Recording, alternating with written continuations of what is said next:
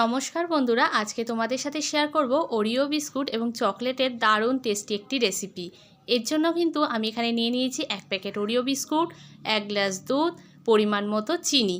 এবার আমি একটা মিক্সিং জারের মধ্যে বিস্কুটগুলোকে 2 টুকরো করে দিয়ে দিচ্ছি।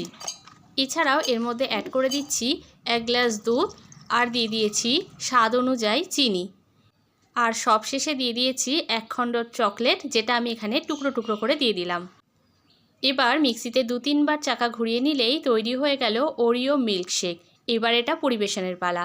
এর জন্য আমি গ্লাসে ঢেলে নিলাম আর ওপর থেকে দিয়ে দিচ্ছি গ্রেটেড চকলেট। গ্রেটেড চকলেট দিলে দেখতে যতটা সুন্দর লাগে, খেতেও কিন্তু খুবই ভালো লাগে। তৈরি হয়ে গেল একদম রেস্টুরেন্ট স্টাইলে ওরিও মিল্কশেক রেসিপি। রেসিপিটা কেমন লাগলো অবশ্যই কমেন্টস করে জানিও।